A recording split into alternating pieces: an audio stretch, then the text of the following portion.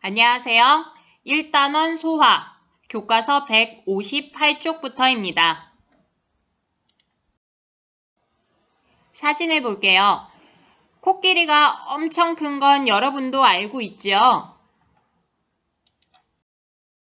이렇게 큰 코끼리가 이 작은 문에 들어간다고 합시다. 코끼리가 문 안으로 들어갈 수 있을까요? 심지어 이렇게나 많이요. 우리가 먹은 영양소가 우리 몸에 흡수되는 것도 마찬가지입니다. 세포가 영양소를 흡수하려면 영양소의 크기가 세포막을 통과할 수 있을 만큼 매우 작아야 합니다. 그렇지 않으면 조금 전에 든 비유처럼 엄청 커다란 코끼리가 아까와 같은 작은 문에 들어가는 것과 같은 효과를 나타내죠. 교과서 158쪽. 오늘은 영양소가 소화되는 과정에 대해서 배우겠습니다. 오늘 배울 내용 첫 번째, 소화계는 어떤 기능을 할까? 조금 전에 든 비유를 다시 볼게요. 이렇게 커다란 코끼리가 이 작은 문을 통과한다 라고 했습니다. 우리가 먹은 음식물이 그대로 흡수된다 라고 하면 조금 전에 든 비유와 같습니다. 우리가 먹은 음식물은 우리 몸에 있는 세포 하나하나, 그 세포에서도 세포막에 있는 아래 그림과 같은 이 작은 문으로 통과하는 것과 같습니다. 그러니까 우리가 먹은 음식물은 이 작은 문 안으로 통과하기 위해서 어떻게 해야 될까요? 음식물 속에 크기가 큰 영양소는 세포막에 있는 작은 문으로 통과할 수 없기 때문에 크기가 작은 영양소로 분해되어야 합니다. 이 과정을 우리는 소화라고 합니다. 그리고 우리 몸에서 이 소화 기능을 담당하는 기관계를 소화계라고 하죠. 우리가 배우고 있는 단원 소화, 바로 이 과정에 대해서 배우는 것입니다.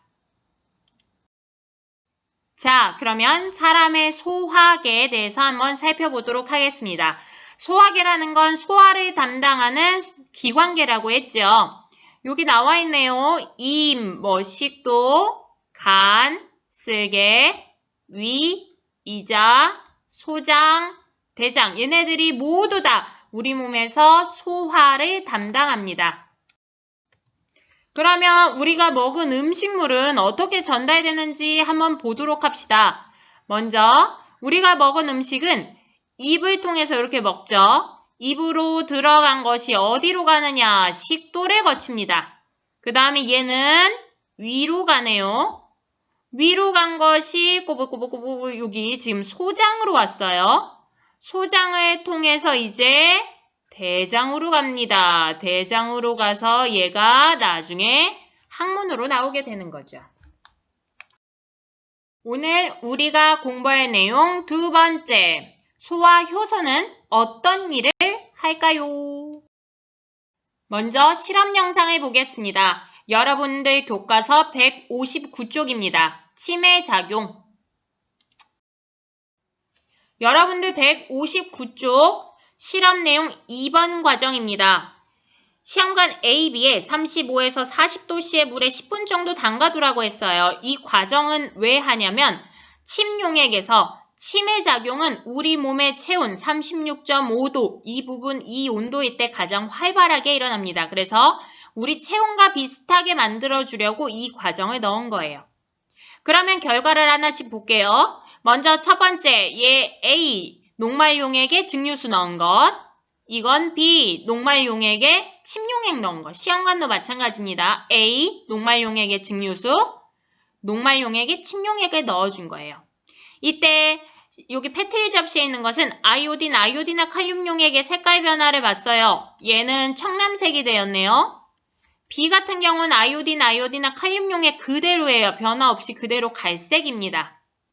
자, 베네딕트 용액을 넣었을 때 B가 확실히 색깔이 변한 게 보이네요. 뭔가 붉으면서 노란 색깔인 황적색을 띱니다. 자, 요런 결과가 나타났다. 이걸 바탕으로 한번 다음 결과를 보겠습니다. 자, 지금 결과에 대한 내용입니다. 요것 좀 지우고 갈게요. 먼저 첫 번째 A 같은 경우에는 녹말용액에 증류수를 넣어준 거고요. B용액은 녹말용액의 침용액입니다. 먼저 페트리 접시에 넣었던 거죠.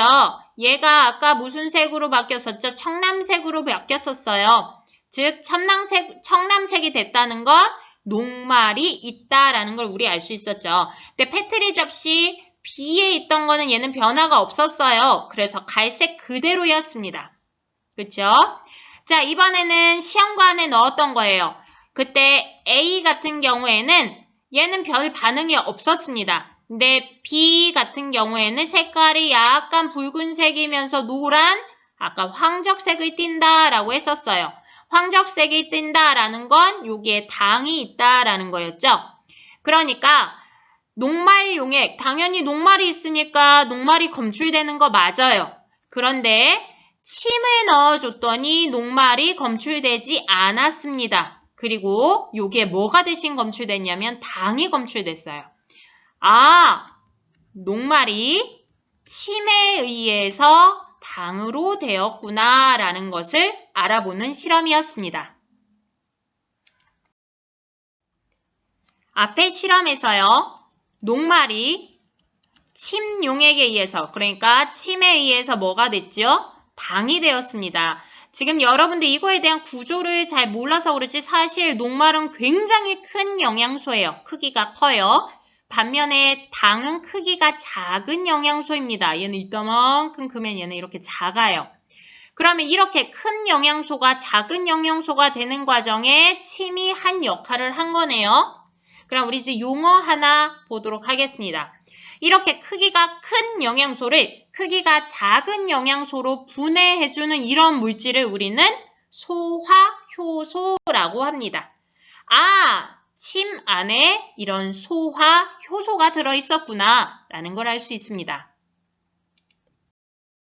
자, 여기까지 영양소가 소화되는 과정 1부 마치겠습니다. 2부는 다음 시간에 연결됩니다. 안녕!